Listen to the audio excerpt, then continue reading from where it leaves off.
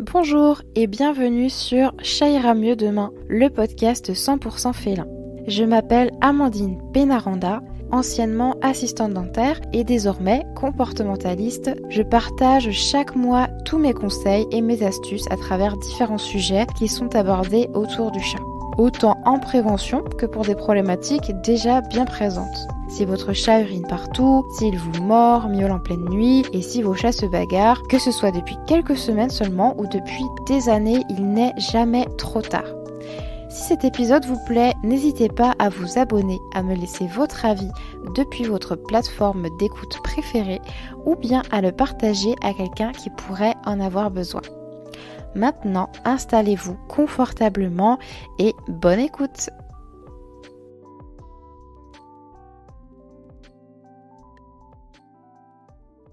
Merci de m'accorder un petit peu de votre temps, Si. Pas de soucis, plaisir. Alors oui, je suis Amandine, comportementaliste félin en Indre-et-Loire et du coup forcément j'ai entendu parler de votre film Mon chat et moi qui sort bientôt et j'avais quelques petites questions si vous êtes toujours d'accord.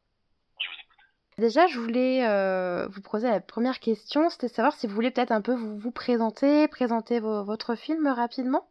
Moi je m'appelle Guillaume Medialchevski, je suis réalisateur de Mon chat et moi, la grande aventure de Roux. Et Roux c'est l'histoire c'est un récit d'apprentissage entre une enfant et son petit chat.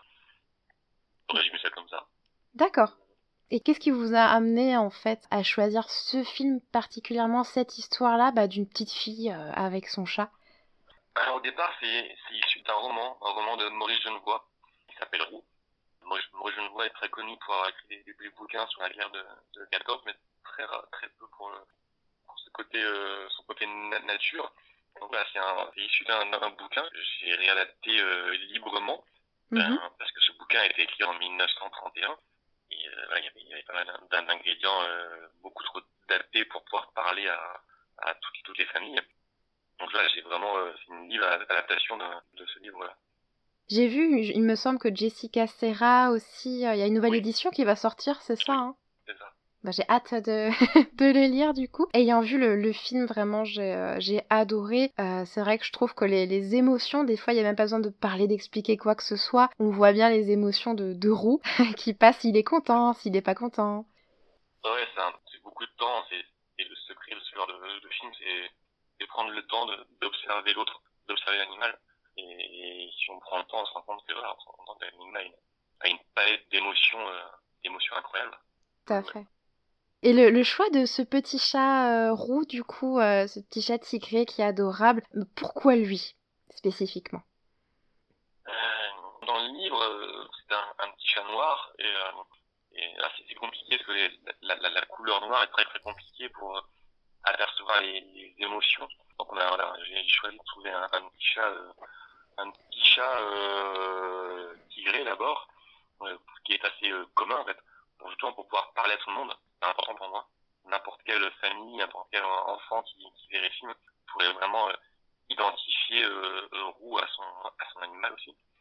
Et pourquoi lui? En fait, on a vu beaucoup de chats. C'est une sorte de casting, hein. Comme j'ai dit, les comédiens, on a fait un casting de chatons. Et lui, il avait une telle palette d'émotions incroyable. Et donc, voilà, on l'a choisi pour ça. Et parce que je ne voulais pas, par exemple, un animal, s'il y a une séquence où l'animal doit avoir peur, on va pas le faire peur.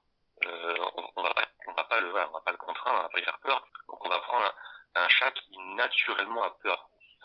C'est un comportement naturel de craindre, de crainte. Donc je veux pas contraindre un animal, je veux pas lui faire peur, je savais parce que je veux pas le perdre en fait. Donc c'est important d'avoir une sorte de confiance l'un envers l'autre. Donc Roux, ce petit chat qui joue dans le film, pour 80% c'est le même chat. Et lui, le Roux principal, on va dire, a une palette d'émotions incroyable. Il y a, je vous mens pas, hein, c'est une réalité. Il y a pas que un seul Roux dans mon film, mais tout ce qui est cascade, on va dire, où ça va courir très vite, où ça doit jouer, par exemple, là on va prendre un chat qui naturellement a ce comportement. C'est important parce que même éthiquement, voilà, éthiquement, je voulais pas contraindre un animal, je voulais pas faire peur à un animal qui pourrait être stable, on va dire. Je trouve que c'est important aussi à comprendre ça. On va pas, c'est comme un comédien, on va pas lui demander de faire une cascade de malade s'il a peur, s'il a peur. Ce serait contre-productif. Donc, c'est important de bien comprendre ça, quoi. Ce côté, on ne contraint pas un animal. Si à l'image il a peur, c'est parce que naturellement, il est craintif. Donc c'est hyper important. On va pas je me répète, on va pas faire peur à un animal juste pour faire peur à un animal. Très bien. Ça marche pas comme ça. C'est vrai que c'est super bien fait parce que pour moi, il y avait qu'un seul chat, qu'un seul petit roux. Donc là, je m'attendais pas du tout à ce que vous me dites qu'il y en ait, finalement, qu'il y ait plusieurs petits chatons, c'est ça, hein, qui ont participé au film et qui lui ressemblent, quoi. Il y en a à peu près 3, ouais, et dont un pour 80%. Mais, D'accord. Il y en a eu 3. Mais autrement, il y en a eu 3. Pour justement vous expliquer, c'est des comportements très très spécifiques. Parce que c'est compliqué, un chat a son propre caractère. Trouver un chat qui regroupe à la fois ce côté joueur, ce côté peureux, tout ça, c'est dur de trouver ça en un seul chat. Oui, totalement, ouais, c'est clair. Et justement, par rapport à ces émotions, etc., est-ce que les acteurs, ils ont peut-être eu une espèce de cours particulier avec un professionnel pour travailler cette approche? Il y a peut-être, je sais pas, des acteurs qui ont jamais échangé avec des chats. Et si oui, par qui? On travaille avec une imprégnatrice, un coach animalier. Voilà, c'est elle qui s'occupe, et elle et son équipe qui s'occupent des animaux. Par rapport aux comédiens, non, par rapport aux comédiens, il n'y a pas de coach particulier par rapport à un chat. C'est-à-dire que aussi bien, c'était important de créer une complicité, on va dire, entre l'enfant et l'animal. C'est important. Nous, en tant que techniciens, on va dire, on s'impose de ne pas le caresser, de ne pas le toucher.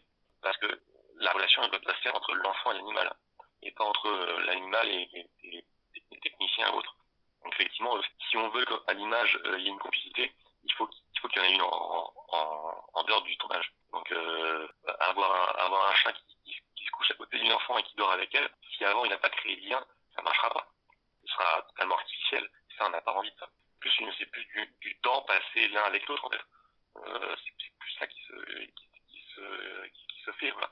Mais voilà, et voilà, Corinne Maziero, moi elle est habituée parce qu'elle a plusieurs chats chez elle, donc elle est habituée à ça. Oui, Corinne Maziero, effectivement, elle joue le rôle de Madeleine, c'est ça, dans le film La Voisine, en fait. Un peu aigrie, mais au cœur tendre, en fait. C'est ça, hein? Ouais, c'est... Je sais pas si je la résume bien. Oui, c'est ça. Moi, je voulais quelque chose de... je lui ai dit, hein, je vais vous filmer de façon bestiale, sauvage, parce qu'elle est comme ça, voilà. C'est un animal indomptable, on va dire, Corinne Maziero. Et ce que je voulais avoir comme personnage, et voilà, là-dessus, ça brise un petit peu ce qu'elle montre habituellement. Ça a bien montré cette carapace qui se fendit un petit peu, quoi. Parce que là, c'est peut-être pas, même si c'est quelqu'un qui est juste d'une hypersensibilité extrême. Et j'avais envie de le montrer, ça. J'avais envie de le montrer à travers le personnage de Madeleine. Ouais, je comprends tout à fait ce que vous voulez dire en ayant vu le film aussi.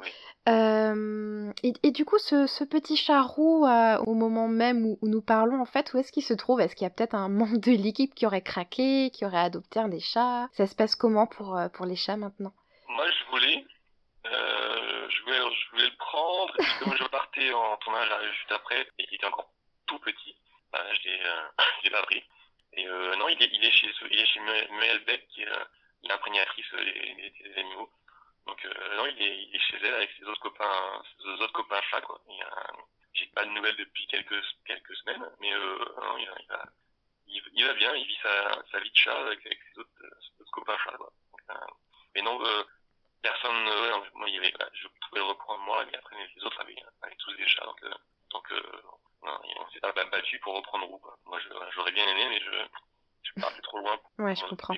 Et du coup, est-ce que vous avez déjà peut-être un chat à la maison qui vous attend, ou vous avez justement ce projet d'adoption futur? Alors moi, pourtant, je suis censé être allergique aux chats, mais j'ai ma belle-sœur ma belle-sœur élève des Maine Coon. Donc, sais pas si vous voyez ce que c'est comme chat. Oui, tout à fait. Oui, c'est les grands chats, vachement poilus avec des grandes oreilles, il y a des petits poils Ouais, dessus non, puis et elle a un élève, donc tête de lion. elle m'en a filé un, elle m'en a donné un. Mhm. C'est un petit lynx. Moi, j'aurais bien préféré avoir un bon chat de gouttière, bien, un bon bâtard, on va dire. Mes enfants ont récupéré ça, donc oui, là, quand je rentre, je vais récupérer un chat assez imposant. Pardon, c'est que il est déjà avec vous ou c'est que vous allez le récupérer Non, là, non, en fait, là, je viens de rentrer hier du Canada, je suis en tournage pour un prochain film, donc, non, il est arrivé quelques semaines après la fin de tournage de Roux, quoi. Elle l'a donné. Donc, non, il doit être bien grand, là. J'étais parti 7 semaines en tournage, donc, je rentre demain. C'est un joli chat. Bien, ouais, c'est un joli chat. Il est super stable, super calme. J'allais vous demander aussi justement le fait de vous avoir votre chat, qu'est-ce que ça vous apporte au quotidien? Est-ce que ça vous apporte peut-être du calme, ça vous aide à créer? Est-ce que ça vous inspire quelque chose en plus peut-être? Ça aide beaucoup mon petit. J'ai deux garçons, donc un petit qui est hyperactif, réellement hyperactif. C'est pas une maladie, hein. Il a été diagnostiqué hyperactif et ça aide beaucoup à se calmer. Ça l'aide beaucoup à trouver une sérénité. C'est incroyable. Donc, le chat, ça, il le ressent, ce côté, c'est cette énergie. Mhm. Et il est là, comme c'est un chat qui est très très calme, très très stable. Je vois vraiment, ça calme Noé, c'est le nom de mon petit garçon. Et ça le calme vraiment, quoi. Et ça, c'est juste incroyable à voir, de voir un petit garçon qui est une pile ambulante, qui court entre les sens, tout d'un coup, dès qu'il se met à caresser, Taori, il s'appelle, Taori, Mhm. qui se met à la caresser, il arrive à trouver une sérénité qui est vraiment très belle. D'accord, c'est un peu magique quoi finalement. Ouais, complètement, ouais. C'est des éponges, les animaux. Ouais. Ok, c'est génial effectivement. Oui, c'est vrai qu'on utilise aussi les chats, tout ce qui est médiation animale, avec les personnes âgées, les personnes handicapées. Ouais, ça fonctionne bien. Ouais. Ok, et sinon, durant le film, est-ce que justement, vu qu'on travaille avec du vivant, il y a peut-être eu des scènes, des choses qui étaient imprévisibles? Est-ce que vous avez gardé certains passages qui n'étaient peut-être pas prévus? Oui, ça arrive tout le temps. Parce que là, quand on filme, on est préparé à un plan A, et il faut être préparé à un plan B, à un plan C, à un plan D, quoi, avec les animaux. Comme un animal, on ne le contraint pas. Donc, ils vont jamais forcément vous donner ce que vous voulez. Donc, il faut être prêt, nous, en tant qu'équipe de tournage, à s'adapter. Plan A, c'était qu'il y a à gauche, le plan B, il va à droite, et on y va, on suit. Donc, il y a plein j'ai pas en particulier une scène précise, parce qu'il y en a tellement. Voilà, moi, les scénarios, je les ai scénarisés, je les ai storyboardés, c'est très précis au départ. Après, l'animal, non, j'ai pas de scène précise où ils auraient, non, je vois pas. Désolé. Mais c'est tellement arrivé que voilà, on passe notre temps à s'adapter à l'animal. C'est comme un comédien qui va improviser. Mhm. L'animal, l'animal, il vit sa vie, quoi. Donc, à nous de nous adapter à lui, quoi. D'accord, oui, il faut faire du sur-mesure à l'instant T, en fait, comme on peut, quoi. Ouais, c'est du sur-mesure. Ouais. Ok. Et vous avez peut-être une scène préférée, du coup, qui vous reste, qui vous a marqué aussi, quelque chose Scène préférée. Réfléchis. La scène du début, pour moi, elle est très forte. Ça a été pas simple à faire, ce petit chat qui escalade cette étagère. Est-ce que j'ai une scène particulière Non, pour moi, sans une scène particulière, mais pour moi, les moments où un animal dort à l'image, quelque chose de, pour moi, très émouvant. Ça veut dire qu'il nous fait confiance. Un animal, naturellement, ne va pas dormir s'il est inquiet. Donc là, voilà, c'est ces moments où dort à l'image et qu'on peut le filmer. Quelque chose de super beau pour moi. C'est peut-être simple, hein, c'est peut-être simple. C'est pas une scène délirante, mais avoir un animal qui dort devant vous, alors qu'on est 40, 50 personnes, je trouve ça super beau, ça veut dire qu'il me fait confiance. Donc j'ai pas une scène particulière, mais surtout c'est le moment où il dort. C'est vrai que les choses simples sont souvent les plus belles, hein, tout simplement. Des fois, faut pas aller chercher trop loin. Ouais. Ça raconte beaucoup beaucoup de son caractère. Et voilà, ça veut dire qu'il est bien, quoi. Ça veut dire qu'il est bien avec nous et qu'il est suffisamment en confiance pour dormir. Donc voilà. Ok. Sinon, du coup, la dernière petite question. Qu'est-ce que vous espérez, en fait, que peut-être que les gens retiennent de ce film en particulier, et surtout, peut-être les enfants aussi qui vont le regarder? Un sentiment peut-être de respecter l'autre, respecter la décision de l'autre. Il y a ça qui est assez fort, et aussi observer l'autre.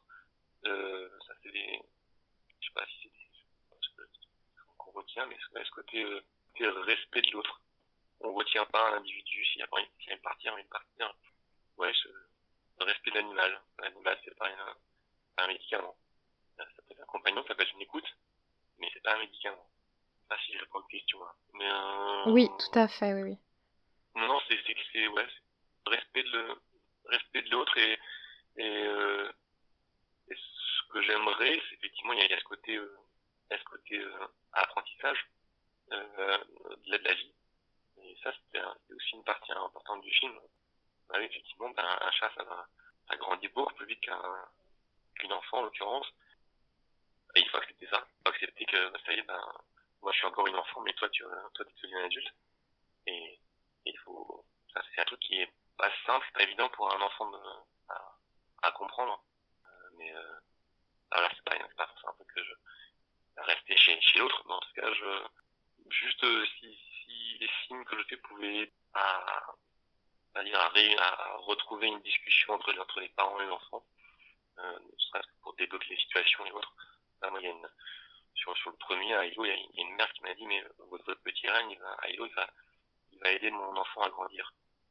Et je trouve ça très très beau. Et j'aimerais bien un petit peu, on soit un petit peu dans cette veine-là, on va dire.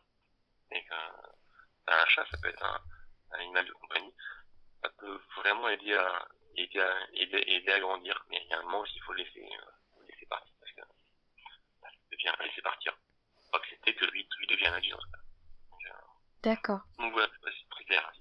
Oui, c'est très clair, et effectivement, tout ce que vous m'expliquez là, je l'ai ressenti vraiment à fond dans le film, ce côté effectivement observer son chat, et ça se ressent dans les scènes où voilà, c'est un peu plus calme, la façon dont c'est filmé, où on a vraiment la vue du chat, en fait, ce que lui voit aussi, c'est super. Donc je pense que les gens comprendront tout ça vraiment. C'est très fluide, donc voilà, les messages passent bien, je pense. Je vous cache pas que j'ai eu la petite larmichette aussi en regardant le film, parce que c'est vrai que cette notion de liberté, j'ai vécu une même scène en fait, moi personnellement, et enfin voilà, ça m'a beaucoup touchée. C'est dur de pas spoiler, hein.